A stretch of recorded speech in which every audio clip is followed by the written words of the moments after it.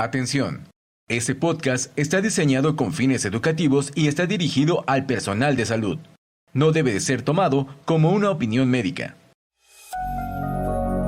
La Asociación Mexicana de Gastroenterología presenta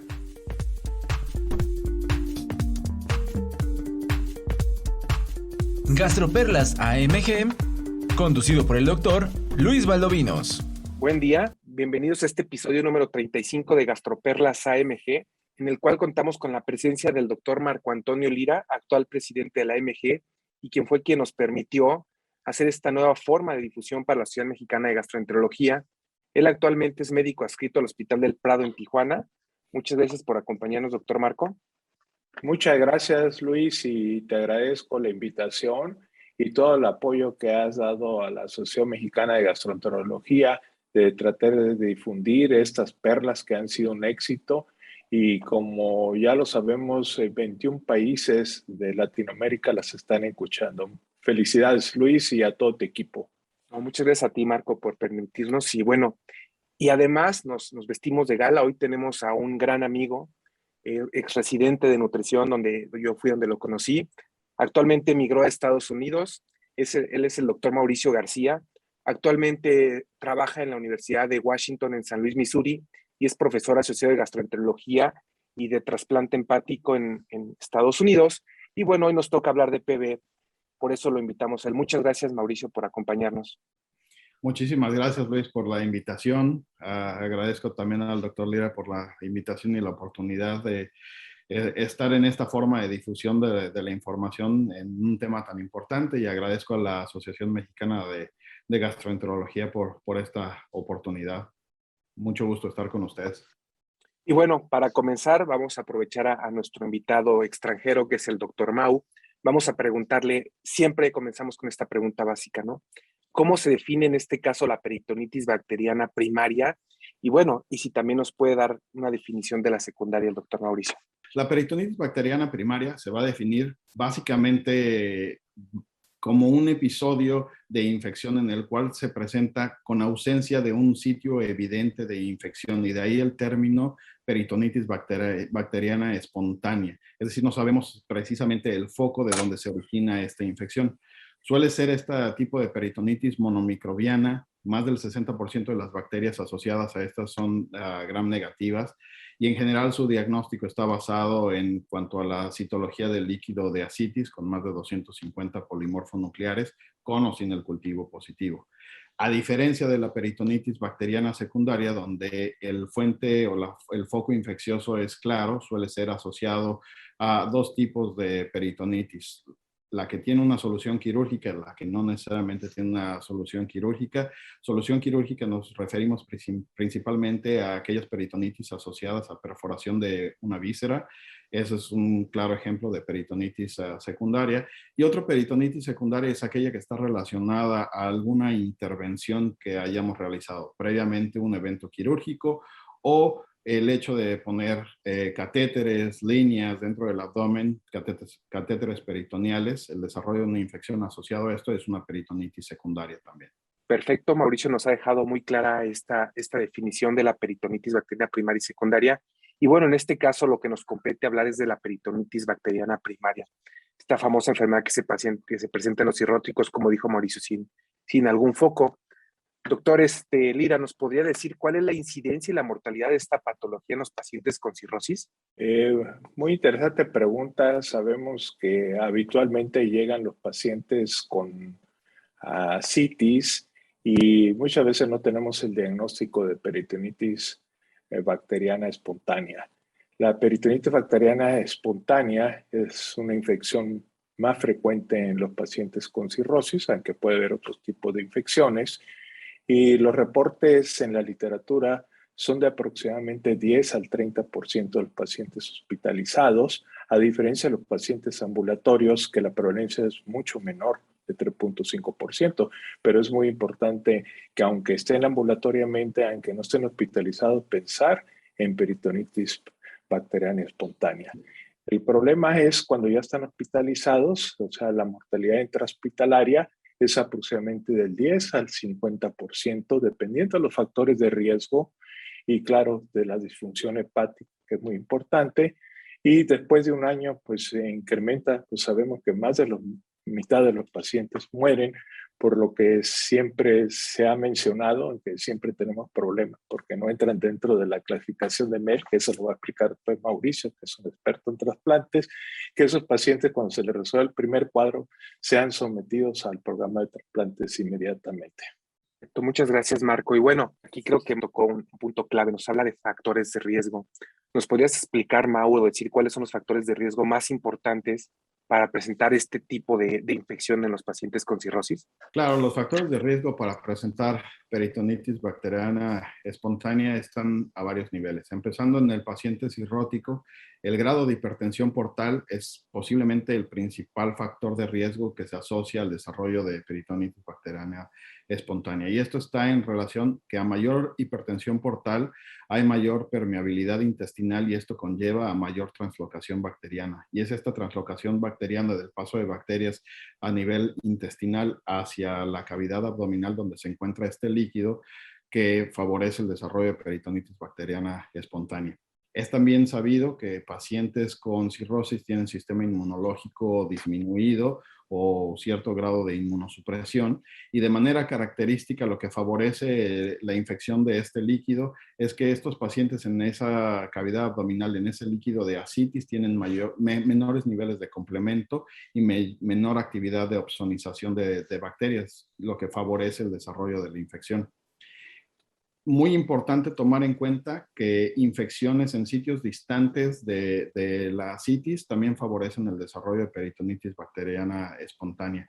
Es decir, un paciente cirrótico que es ingresado por neumonía, infección de vías urinarias o incluso celulitis puede desarrollar peritonitis bacteriana espontánea asociado a estos focos de infección.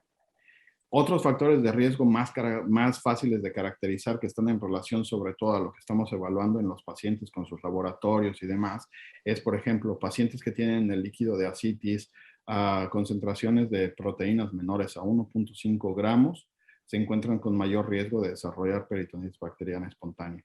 Pacientes que, de acuerdo a la clasificación de Child-Pugh, tienen más de 9 o más puntos, también se encuentran a mayor riesgo.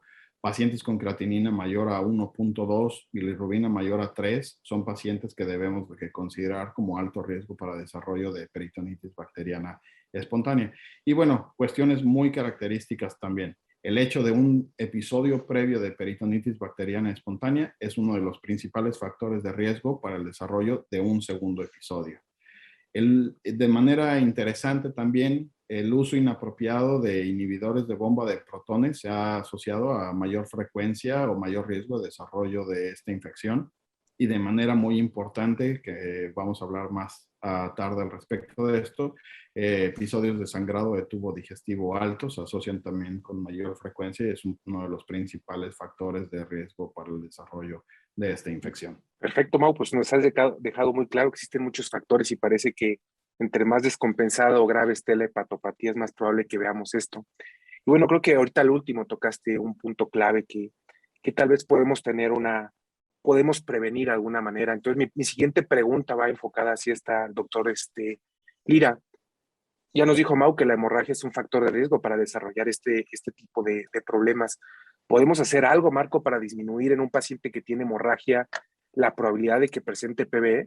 Como lo mencionó Mauricio, la hemorragia gastrointestinal favorece el desarrollo de infecciones bacterianas por diferentes mecanismos, como lo mencionó la transición bacteriana, debido a una alteración de la permeabilidad intestinal. La incidencia de desarrollar peritonitis bacteriana espontánea en los cirróticos con hemorragia gastrointestinal activa es aproximadamente entre el 20 al 45% con ascitis. Se incrementa hasta el 60% a veces en ocasiones.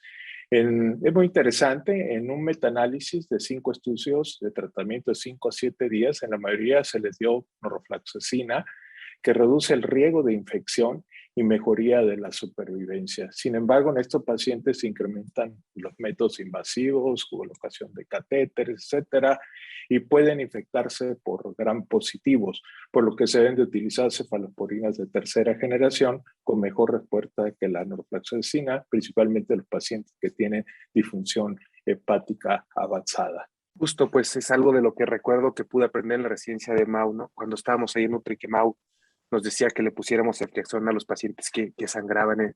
Recuerdo perfecto eso. Y bueno, por ahí un punto de controversia, se ha hablado de los beta bloqueadores en un paciente que tiene PV. ¿Qué nos puedes decir, Mau, de los beta bloqueadores y PV? ¿Qué debemos de tener en cuenta cuando tenemos un paciente con PV y beta bloqueadores? Seguro, es una controversia muy interesante. La controversia sobre el uso de betabloqueadores en pacientes con peritonitis bacteriana espontánea inicia con un estudio publicado por el grupo de colaboradores de Mandorfer en el año 2014, donde se evaluó de manera retrospectiva alrededor de 607 pacientes con cirrosis que fueron sometidos a paracentesis. Lo que encontraron en el análisis de este estudio básicamente es que los pacientes que tenían cirrosis y desarrollaron peritonitis bacteriana espontánea que estaban expuestos a beta bloqueadores no selectivos, su empleo se asociaba con una mayor inestabilidad hemodinámica, mayor frecuencia de daño renal, mayor frecuencia de síndrome hepatorrenal y un menor tiempo de sobrevida libre de trasplante. De ahí que entre esos años del año 2014 hasta posiblemente 2019, 2020, se recomendaba que en los pacientes que fueran ingresados por peritonitis bacteriana espontánea suspendiéramos el uso de beta bloqueadores. Sin embargo, evidencia posterior a esto por colaboradores, Bang y colaboradores y otros autores como Tergast, publicaron en el año 2014 y 2019 también estudios donde se demostró que el posible efecto deleterio de los betabloqueadores no estaba en relación al uso del betabloqueador, sino estaba en relación básicamente a algo que hace bastante sentido, que es el efecto en la presión arterial media. De ahí que la recomendación actual es paciente que esté ingresado por peritonitis bacteriana espontánea, en el cual se encuentra hipotenso o con una presión arterial media menor a 65, es el paciente que se beneficia de suspender los betabloqueadores al momento de la hospitalización y durante el tratamiento de la peritonitis. Una vez resuelto el episodio, si el paciente se encuentra normotenso y hemodinámicamente estable, los betabloqueadores pueden ser reiniciados.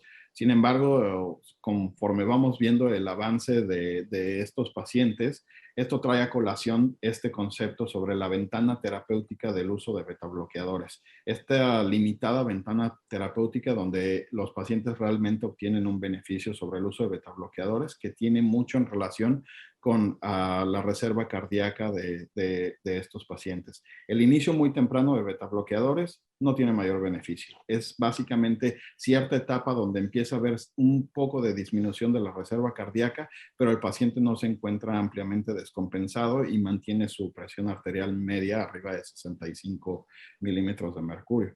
Una vez que pasamos esa etapa en el paciente que está altamente descompensado, hipotenso, esos son pacientes que ya no se benefician de betabloqueadores y tienen más efectos deleterios, como veíamos en los estudios previos, que los efectos benéficos que se les han encontrado. Entonces, pues ya escucharon, si tiene una presión media menor de 65 el ingreso, hay que suspender el betabloqueador. Y bueno, en la pregunta pasada tocaste un tema primordial. Todos los pacientes con cirrosis, independientemente de lo que tengan, les dejan su IVP para proteger la mucosa gástrica, ¿no? ¿Qué nos puedes decir de los IVPs, Marco, con los pacientes con cirrosis y PV? Como también en el paciente común y corriente y en el cirrótico, se ha sobreutilizado los inhibidores de bomba de protones. Como lo mencionó Mauricio, es un factor de riesgo que los pacientes que toman inhibidores de bomba de protones pueden tener riesgo a tener peritonitis bacteriana espontánea. Pero hay conflicto en la información. En reciente metaanálisis se estudiaron 10.386 pacientes en 23 estudios observacionales. Encontraron estadísticamente significativo, pero con una asociación mínima entre el desarrollo de peritonitis bacteriana espontánea y el uso de inhibidores, mostrando un incremento de 1.8 veces de tener riesgo a tener peritonitis. Sin embargo, la asociación es limitada en estudios cohortes, o sea que la mayoría son estudios observacionales. Esta revisión sistemática también se mostró resultados opuestos por lo que la diferencia puede ser debido también al daño hepático significativo que tienen estos pacientes, o sea que también depende del daño hepático que se tenga, por lo que en el futuro se tienen que realizar estudios más robustos para valorar los inhibidores de bomba de protones, y claro que los debemos utilizar con cautela y solamente cuando sea necesario. Y eso es muy importante, como en todos los pacientes. Pues bueno, ya nos explicó bien Marco que una asociación no es causalidad, pero sí, si el paciente no lo necesita, definitivamente es un medicamento que les deberíamos de quitar.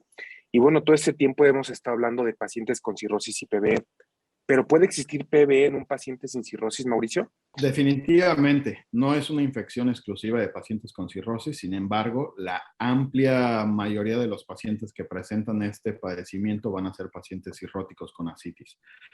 Pero en general, cualquier paciente que presenta ascitis se encuentra en riesgo o en cierto riesgo de desarrollar peritonitis bacteriana espontánea, especialmente pacientes que tienen carcinomatosis peritoneal, pacientes que tienen ascitis de origen cardíaco, así como pacientes que tienen ascitis asociado a síndrome nefrótico. La característica de estos es que en general es algo, de todas maneras, es un evento poco frecuente y suele asociarse en general a microorganismos también raros o poco frecuentes. No es los comunes que vemos en la peritonitis bacteriana espontánea del cirrótico, no son los gram negativos más comunes. Pueden tener bacterias normalmente más resistentes, gram positivos o gram negativos poco frecuentes. Y de ahí es que en general para su diagnóstico tenemos que tener un alto índice de sospecha, y no existen algunas recomendaciones específicas para estos grupos de pacientes en cuanto a recomendaciones de cómo prevenir estas infecciones debido a su baja frecuencia. Y bueno, vamos a entrar en los temas complejos porque, bueno, aparte de PBE tenemos un par de definiciones, ¿no? Una que es PBE y neutroascitis. Marco, ¿nos puedes decir cuál es la diferencia entre PBE y neutroascitis? Sí, es muy interesante porque se basa fundamentalmente en el reencuentro de polimorfonucleares en el líquido de ascitis, obtenido mediante una paracentesis diagnóstica.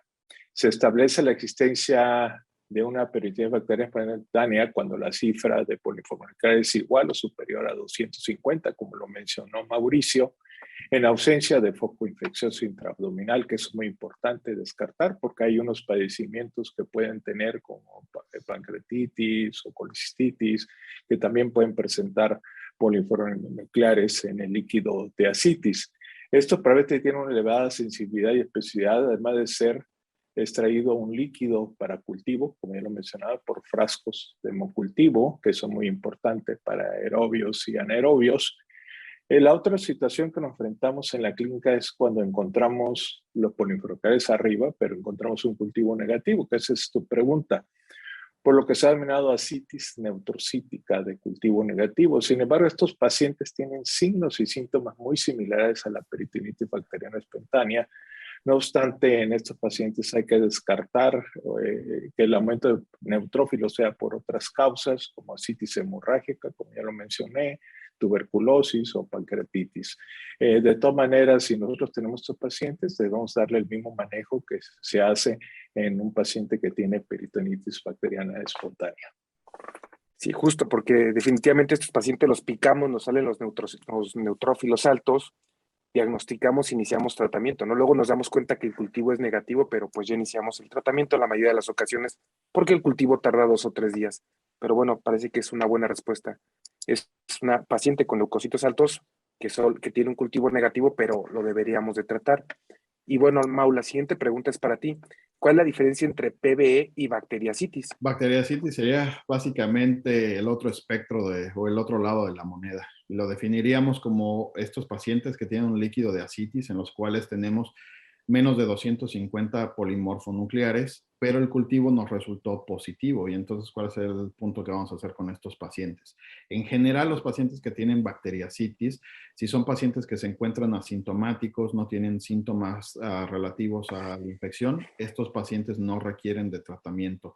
Y no requieren tratamiento dado que normalmente este cultivo suele ser o un falso positivo o son cuadros que resuelven, en general se asocian a una resolución de forma espontánea. Sin embargo, una parte que tenemos que tener muy en cuenta y no olvidar es que cuando estamos haciendo el diagnóstico de un paciente con bacteriacitis, debemos de repetir la paracentesis a las 48-72 horas para demostrar que esto realmente fue lo que diagnosticamos como bacteriacitis y no es un cuadro de peritonitis bacteriana espontánea que agarramos de manera muy temprana y está progresando hacia el diagnóstico completo. Básicamente, como mencionaba Marco, es la diferencia con la peritonitis bacteriana espontánea, donde sí tenemos más de 250 polimorfonucleares, y como bien mencionaban ambos, la diferencia en estos casos es que estos pacientes pueden tener más síntomas de infección o algunos otros síntomas sistémicos, y el tratamiento en estos pacientes no se debe de retrasar. Una vez que tenemos esta cuenta mayor a 250, es preferible iniciar el tratamiento, dado que retrasos en el tratamiento se asocian con mortalidad. Pues creo que nos dejan muy claros estos dos escenarios. Y bueno, siempre nos preguntan esto, ¿no? Y es pregunta inclusive de exámenes. ¿Y cuáles son las bacterias más frecuentes en los pacientes que tienen PB? Claro que es importante porque sabemos que los pacientes cirróticos presentan alteración de la permeabilidad intestinal y sobrepoblación bacteriana y que conlleva traslocalización del intestino hacia la circulación sistémica y nos puede provocar bacteremia, por lo que siembran bacterias en el líquido de ascitis para el desarrollo de peritonitis bacteriana espontánea. Además que esta disfunción de los leucocitos y la disminución del mecanismo de defensa, que es más fácil el proceso dentro del peritoneo. Habitualmente es una sola bacteria, una monobacteria, lo más común. Son gram negativos, específicamente no todos los estudios han demostrado en diferentes lugares que son los gram negativos, específicamente Escherichia coli, Klebsiella pneumoniae y con menos frecuencia Staphylococcus o Enterococcus fecalis o Enterococcus faecium. Recientemente nos preocupa el cambio reciente hacia microorganismos resistentes a multidrogas, que es un problema que estamos teniendo por la sobreutilización de antibióticos. Además, esos pacientes de antibióticos, por lo que cuando nosotros utilizamos los primeros esquemas que ya se mencionan, ¿verdad? Habitualmente, pues obtenemos menor respuesta, ¿no? Entonces, sí es un grave problema actualmente. Siempre hay que pensar en gram negativos intestinales, como bien nos lo dice Marco. Y bueno, esta es una pregunta muy interesante, Mauricio. Todo paciente, nos dijo en un comienzo el doctor Lira que los pacientes hospitalizados tienen sin duda más riesgo de tener esta infección, ¿no? Entonces, ¿qué debemos de hacer? Todo paciente que ingresa al hospital o que admitimos al hospital, ¿debemos de buscarle PBE o solo en ciertos escenarios clínicos específicos? Es una pregunta muy interesante y de hecho creo que de suma importancia. Vamos a partir del punto que peritonitis bacteriana espontánea en el paciente cirrótico tiene mucha variabilidad en cuanto a su presentación.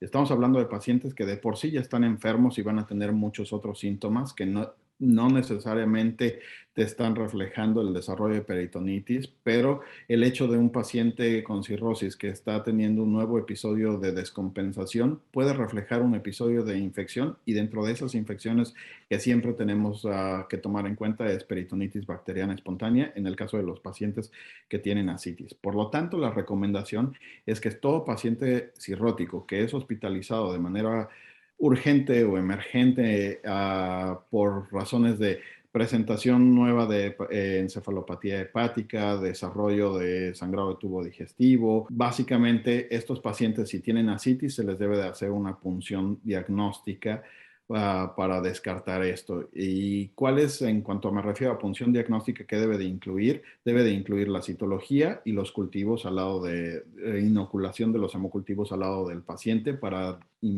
mejorar de manera importante la sensibilidad en el diagnóstico. ¿Cuál es otro aspecto muy importante? Fuera de que la recomendación es sí, debemos de descartar peritonitis bacteriana espontánea en todo paciente que ingresamos al hospital que tiene cirrosis y tiene ascitis. La otra parte es estos pacientes que se encuentran hospitalizados, que de repente desarrollan infección o empiezan a tener síntomas de sugestivos de infección y tienen ascitis, que a lo mejor al inicio hicimos la paracentesis y no teníamos el diagnóstico de peritonitis bacteriana espontánea, es importante en ese momento repetir la paracentesis y descartar que no hayan desarrollado peritonitis. Otra cuestión importante que a veces se deja pasar es pacientes que son ingresados con falla renal aguda y que tienen ascitis. Atención, que existe esta tendencia a decir que si hacen la paracentesis va a empeorar la falla renal.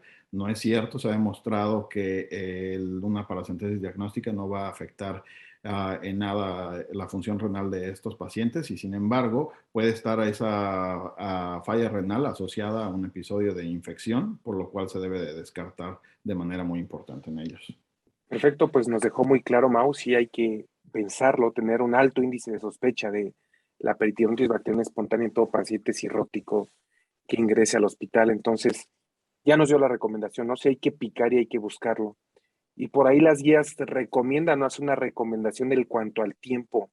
Al cuarto tiempo de que ingresa un paciente, doctor Marco, debemos de tener ya esta punción hecha. Muy importante pregunta que habitualmente no lo hacen, ¿no? Porque habitualmente en urgencia no los atendemos los gastroenterólogos, ya nos llaman posteriormente. Sabemos que la presentación de peritonitis bacteriana espontánea puede ser variable. Algunos pacientes pueden llegar asintomáticos, sin fiebre, sin dolor abdominal, y muchas veces se puede diagnosticar tardíamente. Y que claro que ya se ha demostrado que eso nos incrementa la mortalidad, por lo que todos los pacientes que se hospitalicen se deben realizar punción de líquido ascitis, aunque no se tenga sospecha, más en los pacientes que tienen daño renal agudo, como lo mencionó Mauricio, y ascitis a tensión. Hay un estudio que me llamó la atención del doctor Kim en el 2014 en la American Journal of Gastroenterology, donde hicieron una revisión sistemática de 2.381 pacientes. Ellos demostraron una reducción de la mortalidad a corto plazo en 27%, por lo que se debe hacer la punción dentro de las primeras horas, ajustando el puntaje de Meli y los niveles de creatinina. La punción tardía se incrementa 2.7 veces más la mortalidad.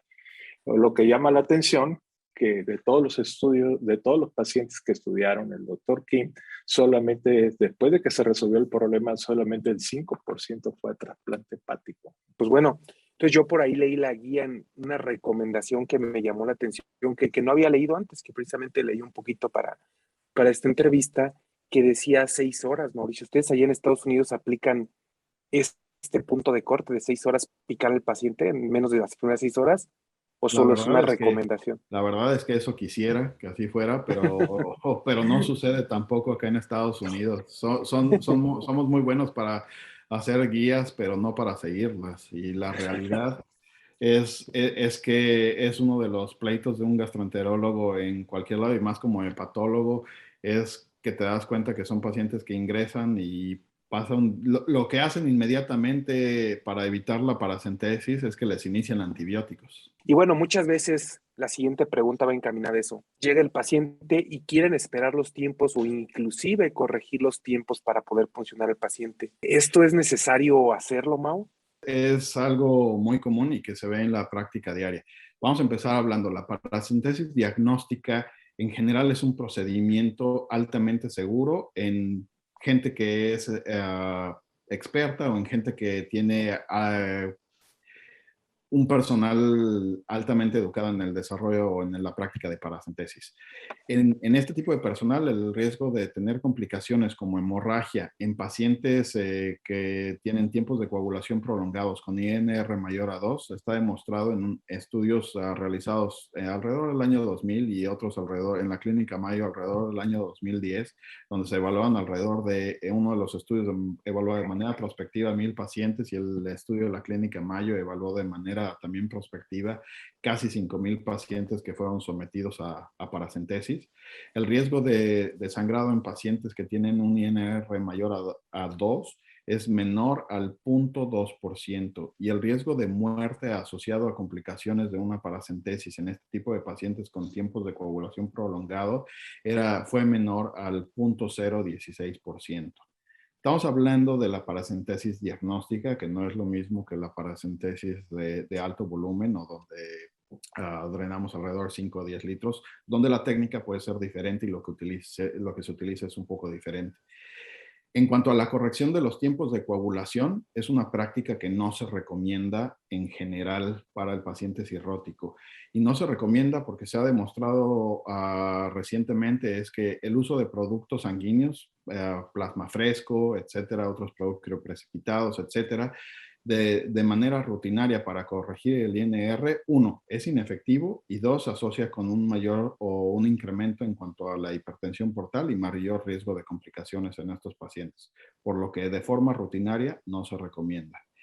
¿Qué es lo que se utiliza? Y la recomendación actual en la hepatología moderna es un abordaje diferente de la coagulopatía en el paciente con cirrosis y tiempos de coagulación anormales. Sabemos que estos pacientes tienen coagulopatía, pero es un estado de coagulación realmente balanceado, donde incluso a veces estos pacientes tienden hacia los eventos trombóticos. ¿Cómo evaluaremos esto de una mejor manera, sobre todo en un paciente en el cual queremos llevar a cabo un procedimiento invasivo? Actualmente se recomienda el uso más de la viscoelastografía o la tromboelastografía, como el ROTEM, donde podemos evaluar de una manera un poco más precisa cuál es la deficiencia de este paciente, es decir, si el problema está más bien a nivel de transfusión de plaquetas, crioprecipitados, plasma, o el paciente realmente tiene unos tiempos prolongados, pero la formación del coágulo es adecuada. Entonces, la recomendación final en cuanto a este tema es para una punción diagnóstica de paracentesis, no se recomienda la corrección de los tiempos de coagulación, es altamente seguro y debes de tener personal calificado para realizar estas paracentesis en general. Pues muchas gracias, ahí les dejo esa perla, ¿no? No se preocupen tanto por los tiempos, dice Mau en pocas palabras. Y bueno, la siguiente pregunta es para Marco. Hay dos formas de picar a estos pacientes, ¿no? Por ultrasonido y a ciegas. Y ahora cada vez es más frecuente que la gente en urgencias tenga su ultrasonido. Tomando esto en cuenta, doctor Lira, ¿cómo picamos al paciente? ¿Guiado o por ultrasonido? Bueno, depende de la experiencia que tenga cada quien. Yo todavía para punción diagnóstica hago la punción a ciegas, lo que nos enseñaron los maestros, que por años era sobre el cuadrante inferior izquierdo, que era el área menos vascularizada. Ahora, si el paciente tiene ascitis a tensión, sí, a mí me gusta valorar por medio de ultrasonido para poder tener un sitio correcto y tratar de sacar líquido, porque lo que pasa habitualmente cuando la gente que no tiene experiencia en hacer punciones para sacar líquido, sacan 1 litro, 2 litros, no sirve de nada. Si vamos a sacar suficiente líquido, como dijo Mauricio, 5 a 6 litros, o sea, resolver el problema al paciente, nomás evitando la disfunción cardíaca, dependiendo de la cantidad de líquido que saquemos con albúmina, ¿no? Pues bueno, yo por ahí había escuchado alguna vez, no sé si ustedes estén de acuerdo, si hay ultrasonido y lo tienes a la mano, úsalo, si no, ¿cómo va? Y bueno, la siguiente pregunta es para... Sí, exactamente, ¿no? Si lo tienes ahí a la mano, pues hay que usarlo, ¿no? Si no, pues lo que tenemos que hacer lo tenemos que resolver. Y bueno, Mauricio, ya que picamos este líquido, tenemos el líquido, ¿qué le debemos de decir al laboratorio y cuáles son los parámetros de mayor utilidad para el diagnóstico de peritonitis bacteriana espontánea? Definitivamente lo que es de mayor utilidad es la citología con diferencial del líquido de ascitis, que es lo que va a definir nuestro diagnóstico de peritonitis bacteriana espontánea, neutrocitis, bacteriacitis. ¿Qué estamos buscando? Estamos buscando el número de polimorfonucleares y como mencioné previamente, si realizamos una punción traumática, hay que descontar por cada 250 eritrocitos un neutrófilo a nuestra cuenta total. Pero citología es posiblemente uno de los aspectos más importantes que debemos de pedir en nuestro líquido de ascitis. El segundo es los cultivos, cultivo de anaerobios y anaerobios. ¿Y cuál es la recomendación? La recomendación es que estos cultivos se deben de inocular al momento de realizar o de haber extraído el líquido después de la punción, inmediatamente después. Eso aumenta significativamente la sensibilidad de los cultivos y se realiza en frascos de hemocultivos a un momento después de haber realizado la punción. Básicamente esos son los dos estudios más importantes que debemos de tomar. Existen muchas otras pruebas de laboratorio que pueden ser específicas dependiendo de lo que queramos o que descartar en ese momento. Cosas que se hacen a veces de rutina, sobre todo cuando mandaste un cultivo, que es la tinción de Gram. La tinción de Gram no tiene mucha sensibilidad y en general se asocia con muchos falsos positivos, por lo cual no se utiliza en realidad para el diagnóstico o para la guía del tratamiento de estos pacientes.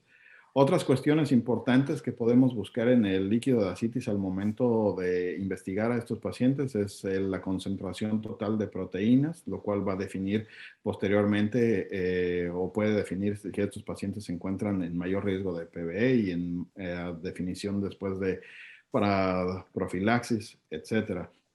Y otros laboratorios, como mencionaba, ya van más específicos de acuerdo a lo que estemos buscando, no tanto para peritonitis bacteriana espontánea, pero podemos determinar triglicéridos, por ejemplo, para definir si esa ascitis lechosa que extrajimos está asociada a ascitis quilosa. Se puede descartar también en pacientes que tienen otras complicaciones. Podemos buscar amilasa para cuestiones pancreáticas. Se puede descartar tuberculosis también, pero son más para otras cuestiones en general.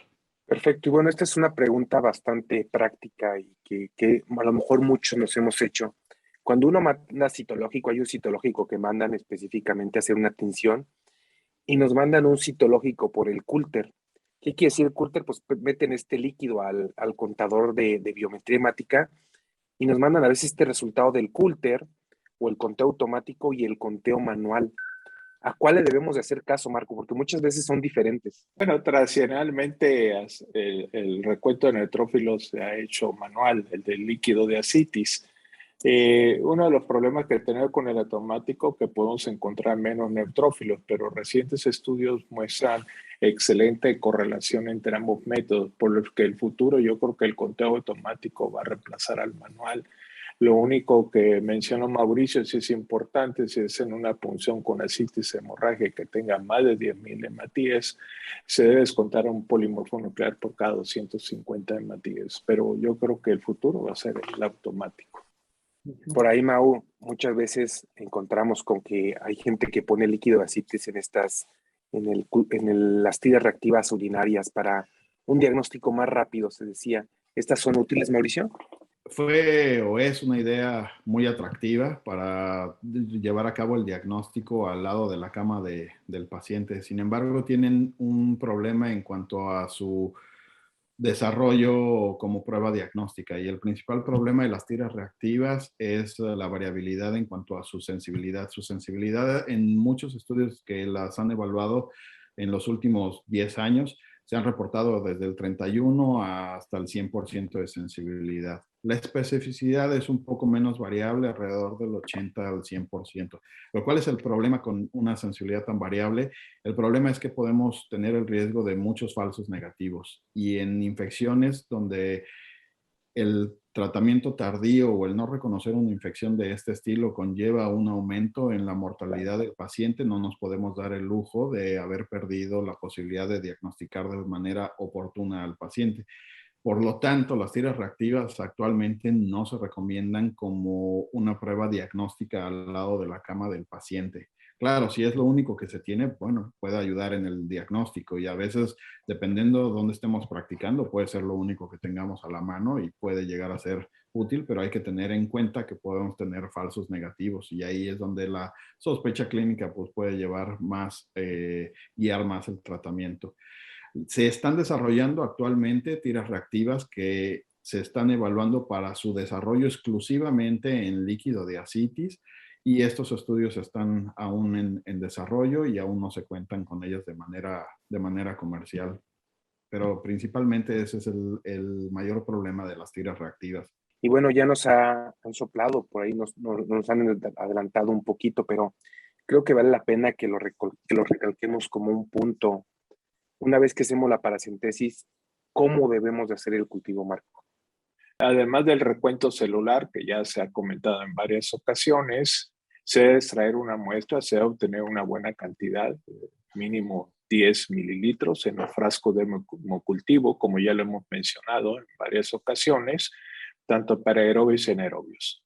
Sin demora en el laboratorio de microbiología, con esto se ha logrado un rendimiento en los cultivos del 50 al 70% de los casos y en los casos hasta el 90%. Otra situación que nos puede ayudar es la obtención de hemocultivo también, porque puede ser muy similar a la bacteria que tengamos en el líquido de ascitis como en los hemocultivos en nuestros pacientes que llegan a urgencias y son hospitalizados. Perfecto, pues yo creo que esta es una perla, ¿no? O sea, cuando picamos al paciente, ahí mismo tenemos que tener los frasquitos al lado, inmediatamente meter los 10 mililitros de líquido de ascitis en el frasquito para mejorar la sensibilidad y especificidad, como ya nos han dicho nuestros ponentes. Y bueno, yo todavía recuerdo mis tiempos de urgencias ahí en el Hospital Nutrición cuando me tocaba la evaluación para el trasplante. Llegaban los pacientes a urgencias y nos decían que teníamos que descartar todo tipo de infecciones para que el paciente pudiera entrar a recibir su trasplante. En este caso, Mauricio, un paciente que llega a urgencias, le picas la panza y te sale más de 250 neutrófilos en el líquido de ascitis, pero viene evaluación para que en ese momento se le ponga a su hígado. ¿Contraindica su trasplante? En realidad, depende mucho el medio en el que estemos y cuáles son los protocolos para llevar al paciente a trasplante hepático. Te puedo decir mi experiencia acá. Normalmente, un paciente que viene para recibir su trasplante hepático en ese momento, si viene de la casa, en general no se hace una punción, debo decir, no se hace una punción de la paracentesis previo a la preparación para el trasplante. Si viene con ascitis, esa ascitis se drena básicamente en el quirófano.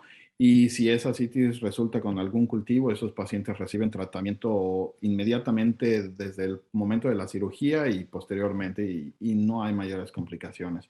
Ahora, un paciente, es un poco la variación en cuanto a la pregunta. El hecho de tener peritonitis bacteriana espontánea no previene que un paciente puede ser evaluado para trasplante, y si ese paciente por alguna razón tiene un MELD alto, y en base a ese score, ese paciente que está listado para trasplante va a recibir un trasplante hepático, recibe una oferta, peritonitis bacteriana espontánea tratada no necesariamente es una contraindicación. ¿Qué quiere decir esto? Es un paciente que está ingresado, tiene un MEL alto, sabemos que tiene peritonitis bacteriana espontánea. Esos pacientes ya están en tratamiento. Si recibe una oferta para un órgano para su trasplante hepático, digamos, a las 24 o 48 horas de haber iniciado el tratamiento, ahí debemos de realizar una punción de paracentesis, y si demostramos que ese paciente está teniendo una respuesta adecuada con una disminución de más del 50% de los polimorfonucleares, ese paciente puede recibir su trasplante hepático en ese mismo internamiento. Hay algunos asegúnes en cuanto a esto. Obviamente la cirugía es más complicada. Son peritoneos que tienden a tener mucho mayor sangrado, son peritoneos muy irritados, y eso complica o favorece que estos pacientes tengan muy altos requerimientos de transfusionales durante el procedimiento del trasplante, y sí tienen mayor incidencia de infecciones bacterianas posterior a terminar la cirugía, sobre todo en las primeras 2 semanas, pero normalmente lo que hacemos es continuar antibióticos en estos pacientes. ¿Y qué va a pasar? Que normalmente son pacientes que al momento del trasplante, en general, la ascitis en muchos pacientes se resuelve de forma inmediata, y en la mayoría, si no, se resolverá entre la siguiente semana a 3 semanas generalmente, por lo que una vez que se resuelve la ascitis, generalmente el problema también se acaba. Y bueno, Marco, si tuvieras que elegir un antibiótico, tienes un paciente en urgencias, tiene ahorita más de 250 leucos en el líquido, ¿qué antibiótico debemos elegir, Marco? Tradicionalmente se debe empezar con cefaloporinas de tercera generación. La recomendación de la Asociación Americana de Estudios para Enfermedades del Hígado de Estados Unidos tiene de primer línea la cefotaxima, 2 gramos IV cada 2 horas, donde no previamente no encontramos microrremio resistente a multidrogas, porque es uno de los problemas que estamos presentando más frecuente en los pacientes, porque esos pacientes ya fueron internados previamente 2 o 3 ocasiones en un periodo corto de tiempo. Lo que se recomienda en esos pacientes es utilizar otro tipo de medicamentos, ¿verdad?, que nos pueden ayudar definitivamente, que son la piperacina, tabozactán o la PEN, que nos pueden ser de gran ayuda, porque hay que reconocer que se puede encontrar resistencia dependiendo de el sitio donde estemos, en las cefalosporinas de tercera generación, las quinolonas, entre el 25 al 50%. Es muy importante reconocer localmente cuál es la resistencia que tenemos para nosotros saber qué tipo de antibióticos vamos a utilizar, pero de primera intención, cefalosporinas de tercera generación. Perfecto, Marco, pues muchas gracias. Nos habla Marco, que principalmente tenemos que utilizar antibióticos vía IV. Pero, ¿qué pasa, ma? Un paciente que tiene PBE, ¿podemos tratarlo con antibióticos vía oral? ¿Podemos utilizar antibióticos vía oral? Aquí quiero hacer eco a lo que menciona Marco. Creo que la parte más importante para la selección del tratamiento antimicrobiano en estos pacientes es conocer la frecuencia o la prevalencia de bacterias multidrogo resistentes o de resistencia a antimicrobianos en el medio en el que estemos practicando. Eso es, creo que, la parte más importante. ¿Se puede o no tratar? Hay pacientes en los cuales pudiéramos seleccionarlos para tratamiento en general por vía oral. El tratamiento de elecciones posiblemente serían quinolonas, que tienen sus asegúnes, su penetración en el líquido de ascitis puede ser un poco menor comparado con cefalosporinas.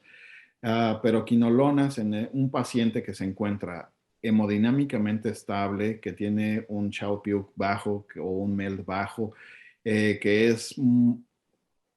va a tener muy buen apego a tratamiento y que tiene la posibilidad de ser vigilado de manera estrecha en los siguientes días, pudiera llegar a ser candidato a tratamiento oral, aunque no sería como la primera recomendación. Tendría que ser por alguna causa que el paciente no se pueda hospitalizar o por cuestiones de recursos en cuanto a camas y disponibilidad de camas. La otra cuestión, existen estudios donde se ha demostrado que se puede hacer la transición de manera temprana de tratamiento intravenoso a tratamiento por vía oral. Y estos estudios se hicieron principalmente con norfloxacina, donde se inició con quinolonas por vía intravenosa y a las 48 horas en los pacientes que tenían una adecuada respuesta en cuanto al líquido de ascitis, con disminución de más del 50% de los polimorfonucleares, se hacía la transición a vía oral y se completaba el tratamiento también por 5 a 7 días. Y tenían una respuesta adecuada sin modificación o sin un incremento en cuanto a la mortalidad de estos pacientes. O tal vez el punto que me gustaría dejar claro aquí es, tiene que ser en pacientes altamente seleccionados, con muy buen apego al tratamiento, donde nosotros podamos estar muy al pendiente y realizar una vigilancia estrecha en el caso que vayamos a utilizar tratamiento de forma oral. Si se tiene la posibilidad de hacer tratamiento de forma intravenosa, siempre debe ser la primera elección. Justo a ese punto va esa pregunta, ma. Los pacientes con PBE son pacientes que se pueden poner muy graves. Así es. Inclusive hay el manejo de un papel, hay el papel de un medicamento que se debe aplicar intravenoso y se debe aplicar con una posología muy especial que es la albúmina. ¿Nos puedes decir, Marco, cómo debemos de utilizar la albúmina en un paciente con PBE? Claro, la albúmina, que ha sido muy controversial. Bueno, sabemos que las infecciones bacterianas en los pacientes con cirrosis conlleva un empeoramiento de la función hepática y falla multiorgánica. Y sabemos que los riñones son los más afectados y como hemos comentado, el daño renal agudo es el principal predictor de mortalidad intrahospitalaria en los pacientes que tienen peritonitis bacteriana espontánea. Por lo que hay que poner mucha atención en el proceso de estos pacientes, ya que el pronóstico de ellos es bastante pobre. Se conoce, y la hemos utilizado la albúmina, el papel importante que tiene con el expansor del volumen intravascular. Sabemos que hay estudios donde hay evidencia que la albúmina tenemos mejor supervivencia en los pacientes que tienen peritonitis bacteriana espontánea.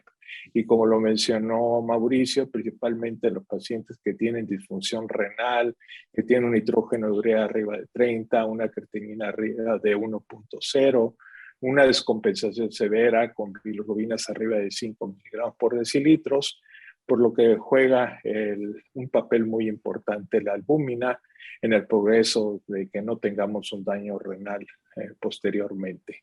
Se ha utilizado de forma prioritaria la dosis de la albúmina.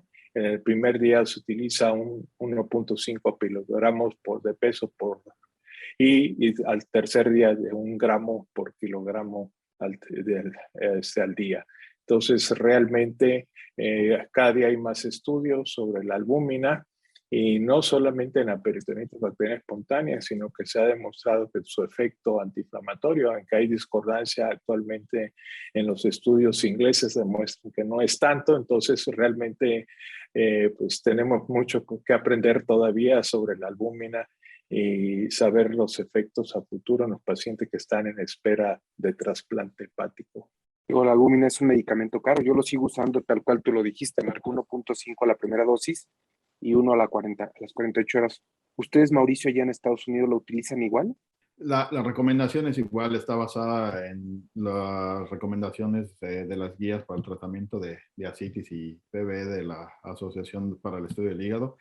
Y sí, utilizamos 1.5 el día 1 y 1 gramo por kilo al día 3. Es decir, obviamente hay menos limitación en cuanto al uso de este recurso y se utiliza de manera también, es como el otro punto, se utiliza de manera indiscriminada y esto está en relación a estos nuevos estudios que han salido recientemente en el New England Journal of Medicine, donde se demostró también que infusiones de albúmina solo para subir los niveles de albúmina sérica en pacientes con cirrosis no mejoran el pronóstico de estos pacientes. Entonces, como decía Marco, todavía hay mucho que aprender sobre el uso de la albúmina en el futuro. Es bastante costosa, que es lo que muchas veces nos detiene en algunos pacientes, ¿no? Pero como dice Mau, cuando hay el recurso, como que no lo dudamos y la utilizamos de manera inmediata. Y la siguiente pregunta es para Mauricio. ¿En qué consiste la profilaxis primaria? ¿En quién la debemos suministrar? ¿Qué antibióticos elegir? ¿Y cuándo utilizarla? La profilaxis primaria básicamente hace referencia al tratamiento para prevenir el primer episodio de peritonitis bacteriana espontánea en pacientes con cirrosis. La debemos de utilizar en general únicamente en los pacientes que se encuentran en alto riesgo de desarrollar peritonitis bacteriana espontánea. Y esto va en relación a lo que hemos mencionado previamente. Una utilización indiscriminada de profilaxis se ha asociado con el desarrollo de bacterias multidrogoresistentes y el cambio en cuanto a la tipo de bacterias que podemos ver en peritonitis bacteriana espontánea, con más incidencia de bacterias resistentes y sobre todo más incidencia de cocos gram positivos. En general, pacientes que se benefician de tratamiento de profilaxis para peritonitis bacteriana espontánea, existen grupos muy específicos. Pacientes que lo requieren profilaxis a corto plazo son los que ya mencionamos previamente, pacientes con sangrado de tubo digestivo que requieren profilaxis para el desarrollo de peritonitis bacteriana espontánea por 5 a 7 días. Ese posiblemente sean del único tipo de grupo de pacientes que requieren una profilaxis a corto plazo. El otro grupo de pacientes que se encuentran en alto riesgo de desarrollo de peritonitis bacteriana espontánea son aquellos que tienen concentración de proteínas menores a 1.5 en el líquido de ascitis, que se encuentran con mayor descompensación hepática, es decir, Child mayor a 9, bilirrubina mayor a 3, creatinina mayor a 1.2, un BUN mayor a 25 y que tienen hiponatremias con hiponatremias menores a 130. Este es el tipo o el grupo de pacientes que se benefician principalmente de profilaxis primaria. Y se benefician básicamente porque este tipo de pacientes lo que se ha demostrado es de no recibir profilaxis, su incidencia de peritonitis bacteriana espontánea es entre un 40 a 60%. Ahora, en cuanto a la elección del tratamiento, muy interesante porque la mayoría de los estudios que han utilizado profilaxis se evaluó principalmente norfloxacina, la cual no se encuentra ampliamente disponible. No estoy seguro ahora en México si la tenemos, pero en mis épocas nunca la tuvimos y utilizábamos principalmente ciprofloxacina. Y llama mucho la atención, pero en Estados Unidos tampoco se encuentra disponible la norfloxacina. Pero estos estudios lo que demostraron es que el uso de norfloxacina como profilaxis reduce la incidencia de peritonitis bacteriana espontánea de ese 60% a un 7% en los pacientes altamente seleccionados. Y más aún, se reduce también la mortalidad de estos pacientes. Entonces, alternativas que tenemos para elegir en cuanto a la profilaxis es ciprofloxacina, rifaximina y trimetoprim sulfametoxazol Bactrim. En cuanto a ciprofloxacina, es posiblemente la más ampliamente usada y disponible. Sin embargo, hay que tener en cuenta que pacientes que están teniendo profilaxis con ciprofloxacina y desarrollan un episodio de peritonitis bacteriana espontánea, es más frecuente que puedan tener cocos gram positivos. Y las limitaciones en cuanto al uso de rifaximina posiblemente sea su costo y no se encuentra todavía ampliamente validado. De forma interesante, ¿por qué se debe de utilizar solo en pacientes de alto riesgo? Es porque la evidencia para el uso de profilaxis primaria es algo que hacemos de manera cotidiana, pero su evidencia no es en general todavía muy robusta.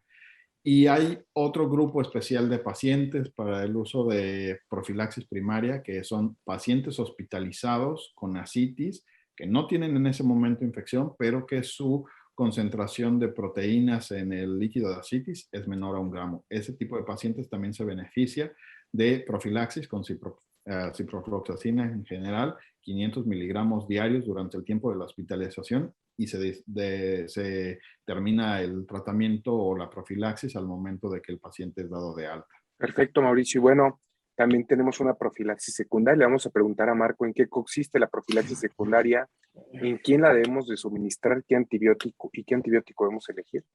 Como ya sabemos, cuando los pacientes se recuperan de un episodio de peritonitis bacteriana espontánea, pueden presentar recidiva muy alta.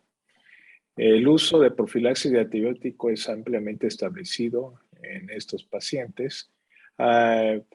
Conocemos todos el estudio multicéntrico controlado a 1 año. Se mostró que el tratamiento con norfloxacina reducía notablemente la recurrencia de peritonitis bacteriana espontánea. Como lo mencionó Mauricio, la norfloxacina, nosotros sí la tenemos en México. La otra alternativa es utilizar ciprofloxacina, 500 miligramos al día. La administración diaria ha demostrado ser superiores a intermitentes, algo muy importante porque a veces les dan por un tiempo y luego se lo suspenden, entonces eso hace que cree más resistencia. Pero yo todavía tengo mis dudas, a pesar de que hay mucha información en la literatura, yo tengo mi preocupación de la profilaxis, la resistencia que podemos causar y al rato no tenemos nada. Lo ideal sería que esos pacientes se les resuelve del primer episodio y mejoran, meterlos a trasplante hepático. Eso sería lo ideal en estos pacientes, después de que supiéramos que no tuvieran ningún problema. Justo la semana pasada fue el famoso día del uso consciente de antibióticos, ¿no? Y este tipo de profilaxis siempre es el ruido que nos meten a todos, ¿no? Sobre si lo deberíamos de hacer o no. Y bueno, tal vez para finalizar la última pregunta para Mau, un tema que está de moda y que todo mundo habla y que todo mundo receta, no solo los gastros, inclusive la vecina, probióticos y peritonitis bacteriana espontánea. ¿Qué nos puedes decir en resumidas cuentas de esto, Mauricio? Definitivamente un tema que está últimamente de moda. Ahora los probióticos resultan ser el santo grial de todo. Pero sin embargo, cuando uno se mete más a evaluar la evidencia sobre el uso de probióticos y sus beneficios, la evidencia es poco robusta y poco clara. El uso de probióticos en general, específicamente para cirrosis, ha sido evaluado en algunos ensayos clínicos. Específicamente se ha evaluado norfloxacina en conjunto con probióticos versus grupo control únicamente con norfloxacina. El probiótico que se emplearon eran lactobacilos y lo que se demostró es que no incrementó la eficacia el agregar probióticos tanto para la prevención de peritonitis bacteriana espontánea ni mejoró tampoco mortalidad en estos pacientes. Lo que sí existe y es más evidente y la evidencia es más clara es que el uso de probióticos en pacientes, sobre todo en pacientes cirróticos, como hemos hablado, tienen mayor permeabilidad intestinal y tienen una tendencia a la translocación bacteriana. Pues sí existen casos clínicos que han sido publicados donde se ha demostrado episodios de peritonitis bacteriana espontánea asociada a lactobacilos. Entonces, ni son la gran maravilla, pero tampoco son el gran mal, pero se tienen que tener sobre todo mucho cuidado en qué tipo de pacientes los estamos recetando. Y los pacientes cirróticos con ascitis probablemente sean los pacientes que no se beneficien necesariamente del uso de probióticos por el riesgo de translocación bacteriana y el riesgo que puede tener de presentar un episodio de peritonitis asociada a estos medicamentos. Perfecto, pues muchísimas gracias, Mau, muchísimas gracias, doctor Lira. Para finalizar, le voy a pedir primero al doctor Lira que nos dé sus 2 perlas que le llamamos. ¿Qué son para ti las 2 ideas claves que a nadie se le debería olvidar sobre la PB? Que cuando llega un paciente a urgencias, le hagan una punción de paracentesis y piensen en peritonitis bacteriana espontánea. No sobreutilizar antibióticos, la segunda. Y la tercera, la más importante, darle seguimiento a las 48 horas a estos pacientes realmente, porque muchos de estos pacientes pueden estar asintomáticos y en el transcurso de las 48 horas pueden presentar, y eso, si nosotros hacemos el diagnóstico tardío, yo creo que esa es la base de todo, yo creo que esa es la perla más importante, podemos empeorar la mortalidad de nuestros pacientes. Perfecto, Mau. La perla número 1 sería que una vez que realizamos la punción de paracentesis y tenemos el resultado de los polimorfos nucleares y se diagnosticó el paciente como neutroascitis o peritonitis bacteriana espontánea, no debe de haber un retraso en el inicio de los antibióticos. El retraso en el inicio de antibióticos, por cada hora que retrasamos el inicio de antibióticos en estos pacientes, aumenta la mortalidad. Y la segunda perla sería recordar que todo paciente cirrótico con sangrado de tubo digestivo y ascitis requiere de profilaxis antimicrobiana para la prevención de peritonitis bacteriana espontánea. Es algo que debemos de recordar siempre. Perfecto, les agradezco mucho a ambos estas excelentes perlas sobre peritonitis bacteriana espontánea. Un tema muy amplio, esta perla nos quedó un poco larga, pero vale la pena escucharla toda. Muchas gracias y buenas noches. Buenas noches y muchas gracias, Luis, y te felicito nuevamente. Esto fue Gastroperlas AMG. Los esperamos en la próxima emisión. La Asociación Mexicana de Gastroenterología presentó. Atención. Este podcast está diseñado con fines educativos y está dirigido al personal de salud. No debe de ser tomado como una opinión médica.